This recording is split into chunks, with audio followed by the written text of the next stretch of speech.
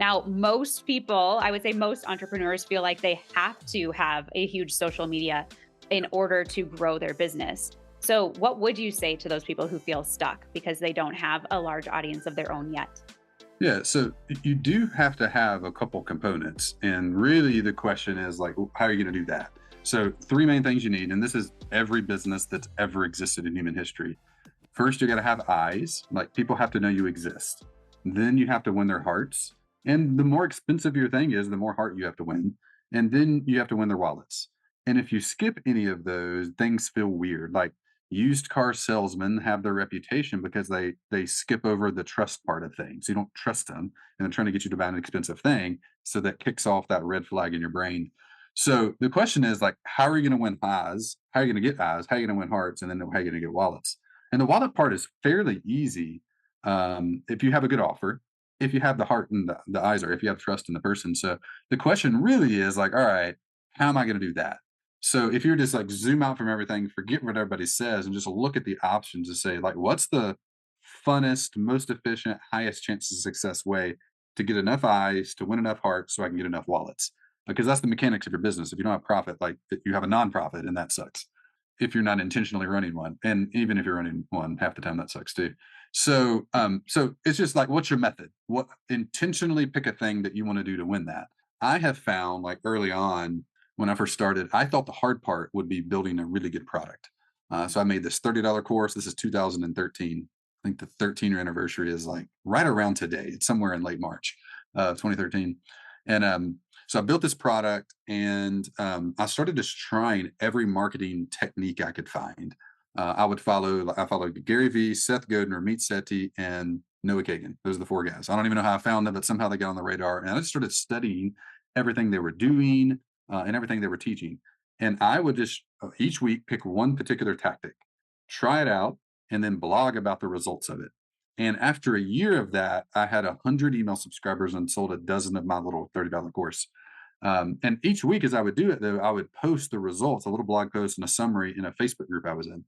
Well, around the year mark, I posted like, "Hey, I've grown my list to 100 subscribers," and 100 subscribers is after a year is like an anti-result. Actually, like that's really hard to do to be that bad. But the owner of the Facebook group reached out and was like, "Hey, I just noticed you grew your list to 100. I would love if you would make a resource that would teach my audience how you did that." Now, that person had a list of 50,000 subscribers. I had a list of 100 subscribers. So I'm not great at math, but I'm running the math in my head and thinking, like, okay, if he takes a resource I make and shares with his giant list of 50,000, like, I'll probably get more than 100 people. So I wrote the resource, he sent it out. Overnight, I got 1,000 subscribers. And over the next few months, I got $100,000 in sales. I had for a year tried all this stuff I had seen Gary talk about and Seth blog about and Ramit blog, all that stuff. And like for me, none of it worked. I'm sure for them it did. And then literally overnight by accident, this resource gets shared with another guy's list, and like everything was easy. So that month, around the time that happened, was when I discovered there's two really fundamentally different ways to go about getting people to buy your stuff, which is the question I've been wrestling with for a decade. Like, how do you get random people on the internet to know you exist and buy your things? And the model that I had kind of unintentionally subscribed to, and what is just taught practically everywhere, like it's the one thing actually everybody agrees to. And they say it like this, like build a list and sell to your list. But what that really means is produce never ending content that somehow attracts people to join your list, and then run lots of launches that are high stress, make or break launches to that list. Like that's the model. I mean, I did it. I taught a course on it. I've run that for a long time. But that time, but when Noah promoted my thing, like I didn't have to do any of that stuff at all. Instead of me having to attract all the eyeballs myself from scratch and build all the trust with content over and over and over again from scratch, Noah had already done all the work. Like he had assembled the fish in the barrel, and he's got to feed them to keep them alive with content because he subscribed to that model. So I was just the content one time, and it changed my business from that point forward. So, like two fundamentally different models. You can build an audience and sell to it, and that is based on producing content. That is the fundamental component of it. Or you can borrow other people's audiences. Now, a cool side effect of borrowing other people's audiences is your audience grows as well. So they're not mutually exclusive things, but you're not focused on how big is my following. How many subscribers do I have? Like your goal for a year is never make my list bigger, make my podcast bigger, make my YouTube channel bigger. It is simply, let me take one of the best resources I have and give it away to one other audience a week and get clients from that. And man, that's just a way funner game to play. Like just yesterday. So this is what I love about Bobo. And we'll tie this into social in a second. Yesterday I did a webinar. So we either give a resource away or a training away. So yesterday I did a Mhm. training for another guy's list, and he got 150 or so people to register. So it's 150 email subscribers we have. But everything else sucked. There was 17 people showed up. So the all-time worst show rate we ever had. And we have a high ticket offer. So our next sales action isn't to visit a sales page, but is to book a sales call. One person booked a call. Also terrible rate. 30 minutes ago, that one person closed for $10,000. Wow. So like that is D plus, maybe C minus results, and we still won. So like going stripping all the way back to the fundamentals. The question isn't social or build or borrow or I mean, those are questions they're fine to answer, but it is really like, how am I going to win eyes? How am I going to get eyes? How am I going to win hearts? And how am I going to get the wallet? And like you got to have an intentional method. I have found there's two big segments. You can build it all yourself from scratch, and that is extremely difficult. And the bar rate, like the crazier Mr. Beast gets, the higher that bar gets. Like legitimately, because that's his. Like he built an audience and he sells chocolate bars. That's his monetization method. And like there's way easier ways to sell chocolate bars than to make his insane videos. But that's the mark people have for content. So with social, that's what's happening. I don't think most entrepreneurs, especially early on, think about it that way, but that's what's happening. You're producing content into the ether to attract eyeballs.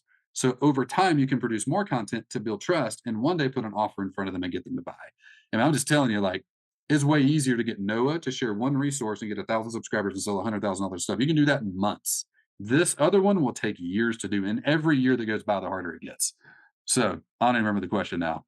But social, yes.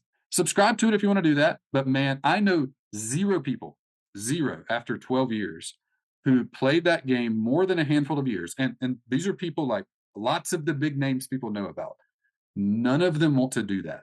None of them want to be for decades the dancing monkey out front, never off the front of the stage. None of them. All of them want out of that. Many of the ones that teach that, like, they don't want to do that because it's exhausting. Mhm. And if you win to the max, you can't even go anywhere in public. Like I live a mile from Dave Ramsey's office.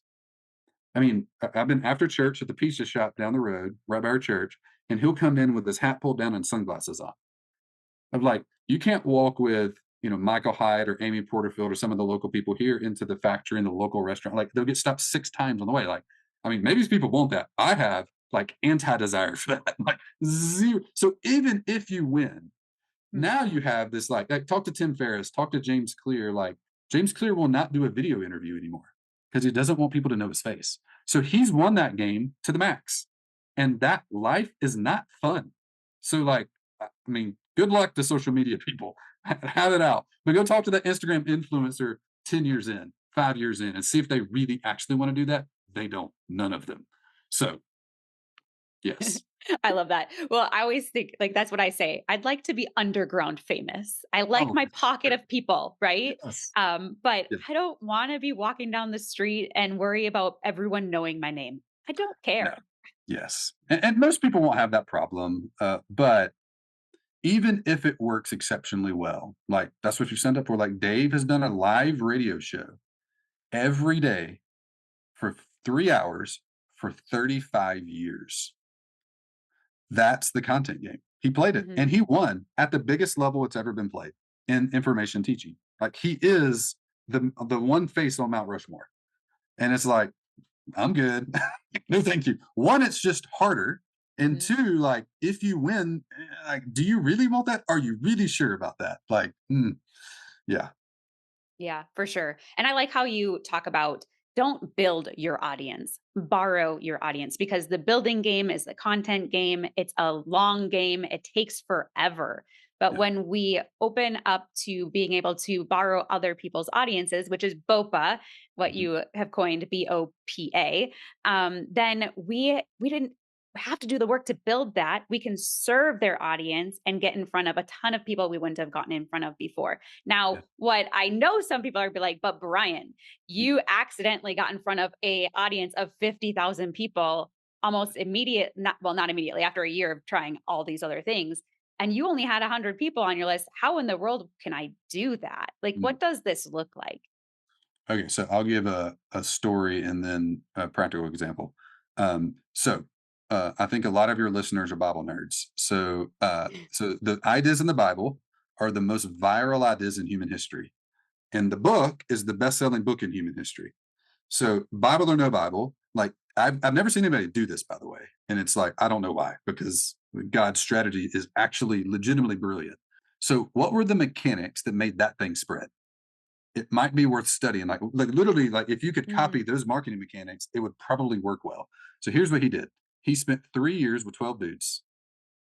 So long time, deep in a relationship. He wasn't doing the traditional mega church model where you pack 50,000 people in and teach a bunch of them and hope they stick. It's like that doesn't work for anything. It's why the church has the hypocrisy label on it, because like, yeah, that's stupid actually. That doesn't produce transformation in anybody.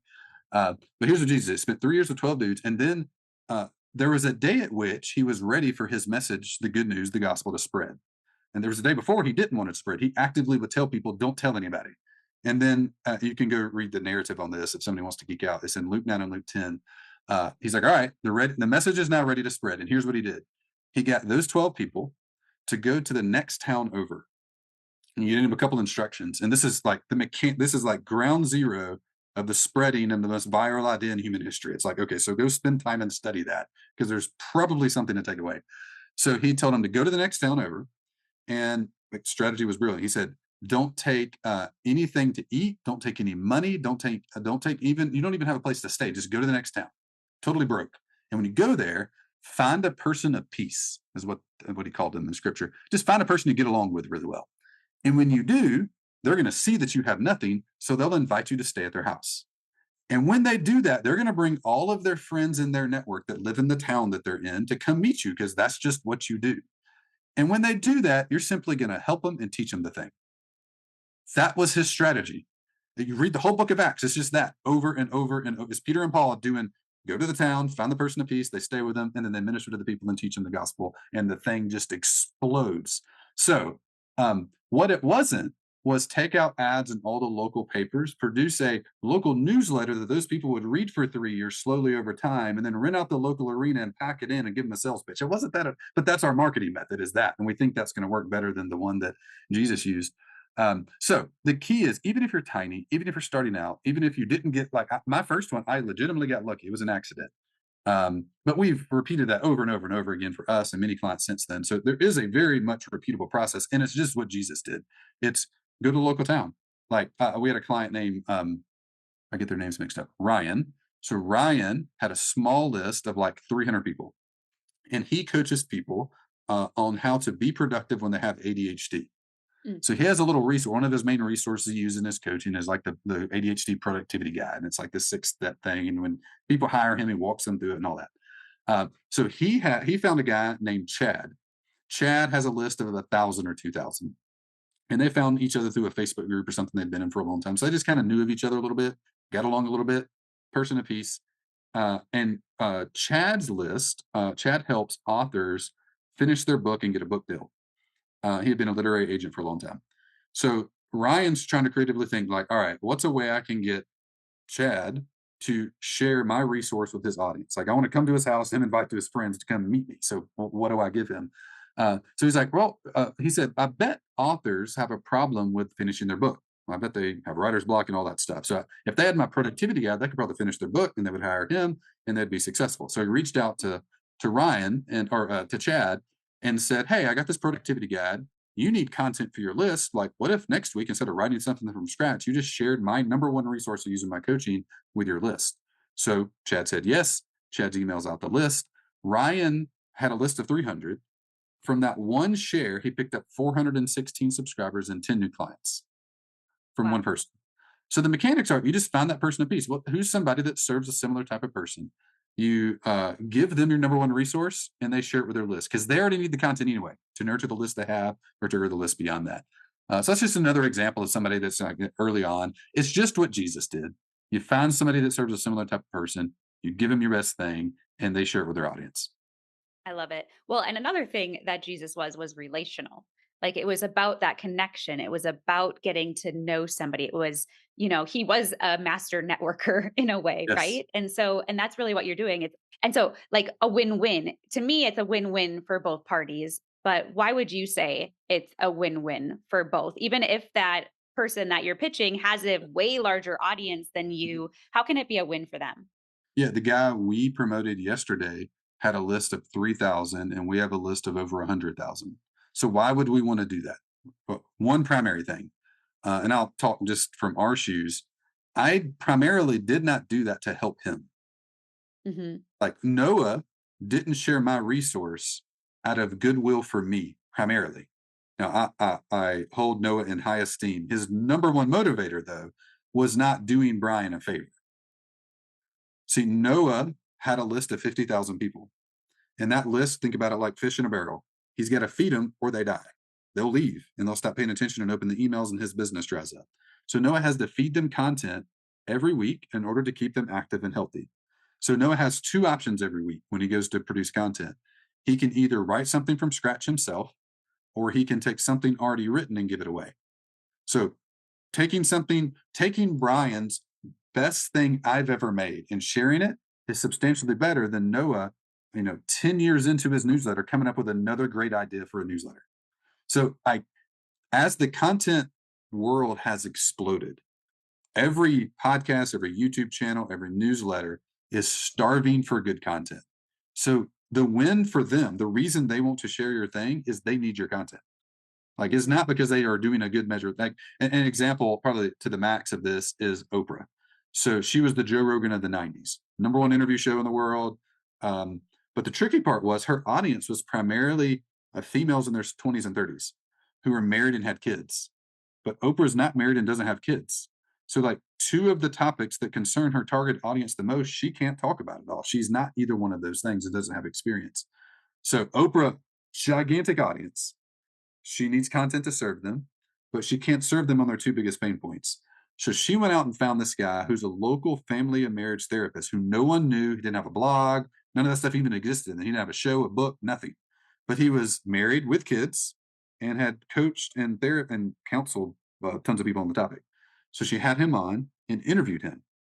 So he went on to become Dr. Phil, who has one of the longest running TV shows in daytime history and some of the most famous and best selling books ever on the topic. Dr. Phil borrowed Oprah's audience. Oprah needed the Mm. content, not his audience. He didn't have an audience to give her, but she needed his content. So he came on, and as a result of that, he got all the eyeballs of the biggest audience that existed. All the like, imagine Oprah's like, "Hey, Gabe is awesome. You need to listen to her. She's the best person I've ever heard about this topic." Oh, you would immediately have more orders than you could take because eyes and hearts were immediately transferred. You didn't have to build them from scratch; they were given to you. So the win for the win for the person with 100,000 that shares the 3,000 person isn't they're doing goodwill for you. They are, but their primary motivation is I got to have content for my newsletter next week. And I got two options. I can write it from scratch and try to come up with something good, or I can just take Gabe's best thing you've ever made ever that you use in your program actively and just share it. I would rather do that actually, because that's just a better story. And my 5,000th newsletter I wrote probably is going to be average anyway, even if I try really hard. So that's the win for them. It's the content gap. Like there's always a gap there. And I would just want to fill it for them. That's a great mindset shift too. When we're looking for different people to partner with to go, I'm creating great content for them. They need content. This is what I'm doing. That's my service to them. Even though for us, like, or for those who have smaller audiences, it's I'm looking to build my audience, Mhm. but it's a win-win. I love that because sometimes we can be like, why would they Oh, want to work with me? yeah. The imposter syndrome and that thing is real. So, like an easy mantra is all you got to do is just take your single best resource you have. Mhm. What did you like? Even if you don't have a resource, you don't have a lead magnet or something you use in your coaching or your membership or your course or whatever. Like, what's the best thing in the whole package? Just take it and once a week, give it to one other audience to share and get one high ticket client as a result of it. That is the simplest marketing model that I've found in a decade. And I don't care about the models, but it's like the simplest by a mile. It's hard to screw up. even if your results are C minus, like our webinar we did yesterday, like it was very mediocre. One person scheduled a call, but they closed because the relationship's there because you're spending time with them and giving them good stuff. Yeah, it's awesome. So getting started in this, if someone's like, I have no idea what to do, but I do have a lead magnet, I have Mm. a resource I could use. What are some other components to think about? Because obviously that follow up is going to be really important as well in order to close a sale. Yeah. And maybe a question for you, Gabe. The primary people listening to this, what type of product would they be selling? Are they selling low ticket or high ticket, or is there just a mix of all kind of stuff? There's a mix. So some are selling digital products, a lot are selling coaching or services. So Yeah. that would be to me more high ticket as well. Yeah, I mean, first encouragement would be, and this is just, I mean, we've been talking about marketing model, the two major components to any business, especially 0 to 1 million, that you like intentionally, I wish I'd have known to intentionally pick them and known the options. One is your marketing model. So build or borrow, those are your two big components. Highly recommend borrow.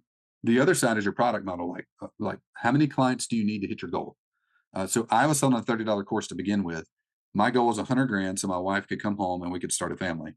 I needed to sell, rounding up, 4,000 copies of my $30 course in order to hit the goal. Like, it is extremely difficult to sell 4,000 copies of anything for a dollar, for $30, for $100. Like, it's hard. It's just a lot of humans to find, to build trust with, and to get to hire you. So I had an aha moment one day where I realized, like, man, I should just charge way more money and need less people. So I eventually raised my price to $10,000. So, and the goal was I just need 10 total humans to hire me at 10 grand. I got to solve that problem too, but it wound up being a substantially simpler problem to sell to people that actually had money and the pain, as opposed to selling people that didn't have money. Like, it's just hard to convince broke people to part with money, even if it's not a lot of money at all. So the two intentional models I would just, man, implore everyone, especially if you're in the low ticket category, is highly consider starting your business, your first $1 million with a high ticket product. Is just simpler. If you attach high ticket to borrowing audiences, like like nothing is simple in this world, or easy. But that is the simplest business model I've ever found. And over time, as your economic engine of the business grows, you can work down market and produce cheaper and cheaper products to reach more of the market. But man, it is hard to get broke people to give you money. And that's a mistake I made early on. But when you combine BOPA and high ticket, man, it just works substantially better. So if you want to go execute on BOPA, well, I'll give you at the end, I'll give you a link with a handful of resources you can use. One of them is our partner discovery guide. So this is one of our resources we just use in coaching. And it just gives you exact search queries to put in Google. So you can find list owners and podcast hosts and YouTube channel people who are actively posting online, looking for people's content to share. Like, start there with the easy stuff. And realize, like, they're not trying to do you a favor. Your list size doesn't matter at all. Like, you're Dr. Phil, they're Oprah, relatively. If you have 0 subscribers and they have 1,000, that's the case. What they need is your expertise. They need that resource you have. They need that training you have because their audience is starving for good content. So just be the content. But I'll give you a guide so people can just kind of mess around in Google. And there's a handful of search queries we use. And anytime a client hires us, we just go build their Dream 50 for them and find those folks to get them started so they kind of have some tracks to run on. But the two biggest rocks are intentionally pick your marketing model, build or borrow, intentionally pick your product model, high ticket or low ticket. Borrowing and high ticket, simplest model I've ever found. Hard to screw up, even if you're a C plus marketer. One more thing. I know I'm Mhm. rambling here, but something I've been freshly reminded of, and the importance of it has increased drastically just in the last few months. We invite our clients to Franklin in Nashville every quarter, and we had a client who was in town in January. It was one of my bigger aha moments in the last year, just like a slap yourself on the forehead moment. But when she first came to us, she was, if you asked her what she did, she would say, I help women who are overwhelmed and anxious to not be those things, live their best life, or whatever word she would use. Mhm. So we did a bunch of work on her offer. And the result of it was me freshly realizing, maybe realizing at a deeper level for the first time, it doesn't matter what your marketing is, it doesn't matter what your product even is. If the way you talk about it is confusing and sucks, no one's going to buy. And you're going to have to work exponentially harder to get one human to buy your thing. So for her, she used to talk about it anxious and overwhelmed and that kind of thing. And as we dug down, I was like, all right, but tell me about the best client you've ever had. Who is that? And she listed her name out. And I was like, well, what was she overwhelmed and anxious about? She was like, oh, she had just found out her husband had a porn addiction and it totally rocked her world. And they've been married for 15 years, and he's been doing it this entire time. She had no idea. And I was like, "Oh, have you had more of those books?" She's like, "Oh yeah, like half my client base are those women." I was like, "Okay, so your problem isn't helping overwhelm and anxiety. Your problem is helping women who just found out their husbands had porn addiction overcome that." Her name is Kirsten, the lady who runs the company, and she is self-admittedly not a good marketer at all. Like her website's janky, her emails are fine, but her offer is so good. It is focused on people that are in crisis. And people that are in crisis are highly motivated and actively seeking solution literally in any avenue they can. So think about the women who just found out their husband did the thing. Like they're looking everywhere trying to figure out, is this salvageable? Am I crazy? Was it my fault? Whatever the things are that are going through their head, they're thinking those things and actively searching for solution.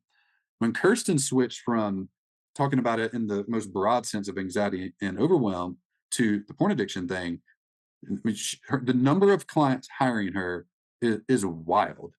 I was actually shocked because like her stuff is not great. Like the email she writes on her sales page, and she's janky on a sales call, but her offer went from dull to sharp.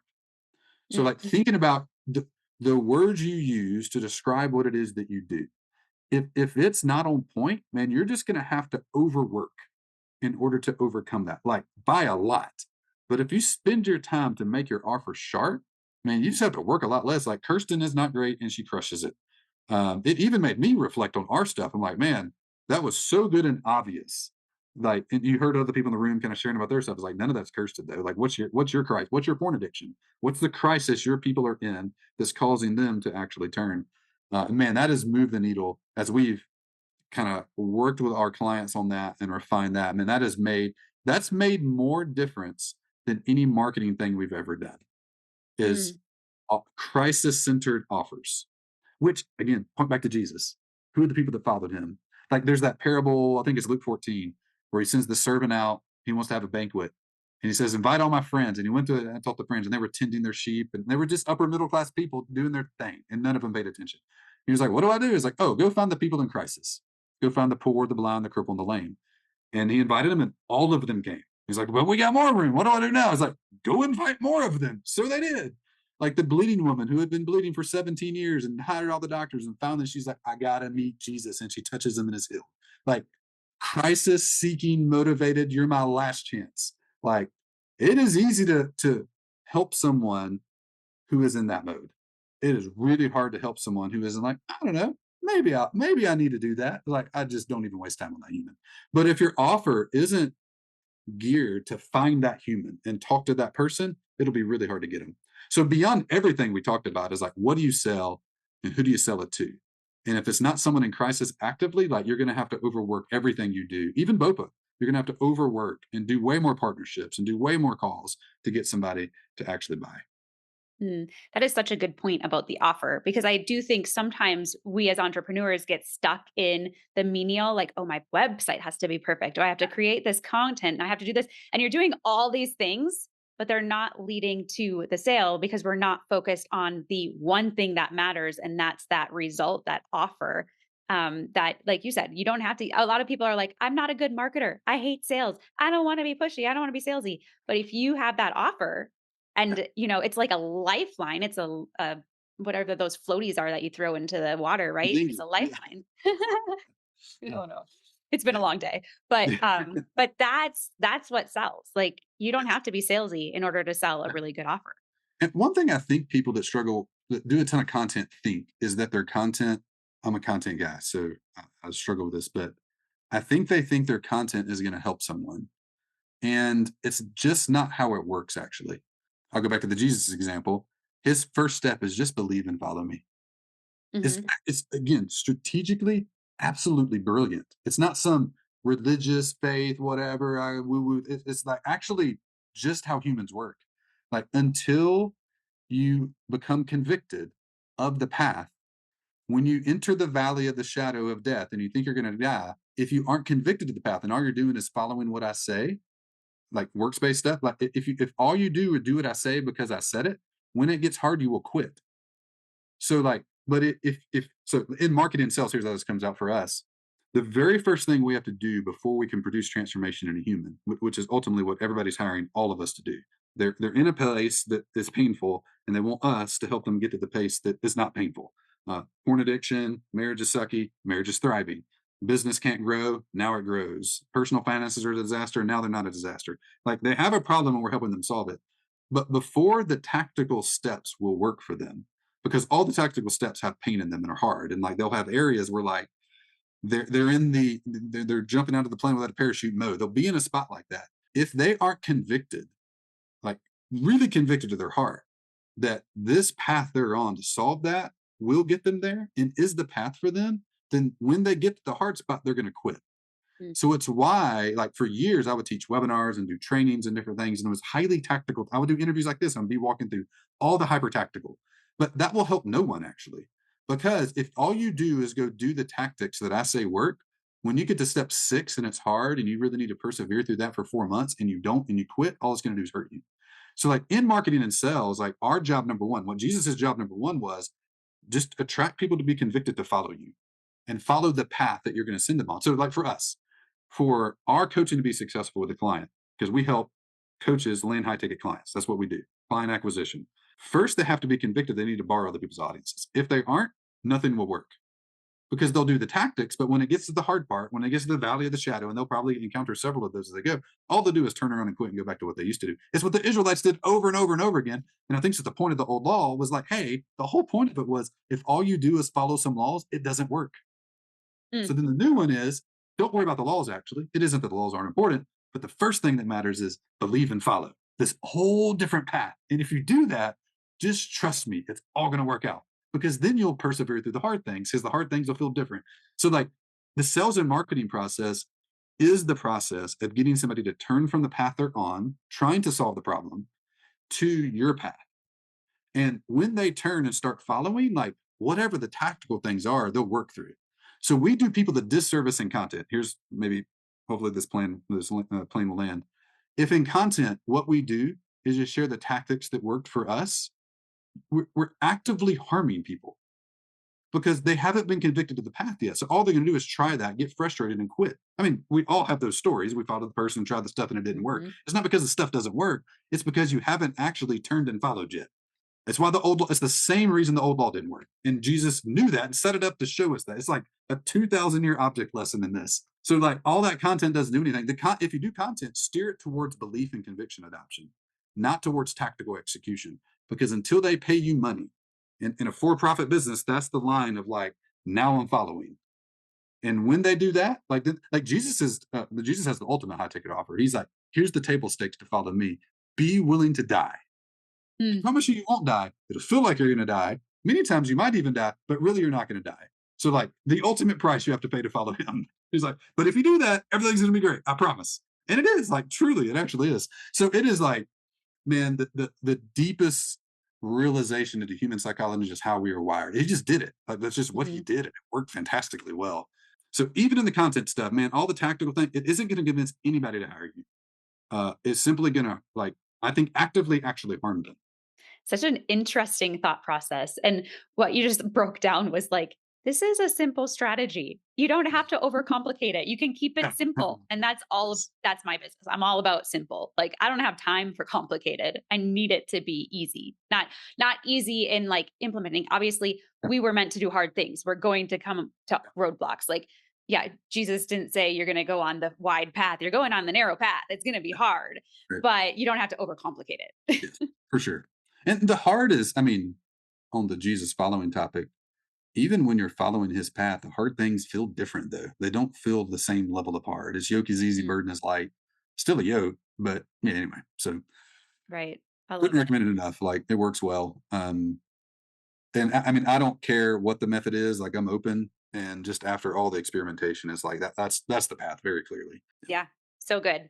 So, as we kind of wind down here, if someone implements just one strategy from this Yeah. conversation, what is that most impactful first step that they should take? I would encourage everybody to intentionally pick the method they're going to use to get people to buy their product. The point at which someone hires you is the point at which you can actually really help them. So, what are you going to do to make that? What are you going to do to get their eyes, their hearts, and their wallets? Is it going to be build or is it going to be borrow? Those are just the two paths. Mhm. So, I would encourage you, like, intentionally pick, like if in this conversation of me kind of describing how this has worked for me and clients and kind of the biblical roots of it, if that's been convicting to you, like go down that path. So that'd be the first decision, like just how do I want to do that? There's other questions to ask then. What's my offer? But those are the two main things you need. You need to have your offer in place. You need to have a marketing system, a simple way to get people to hire you. Like, what is that? So those are the two big decisions to make.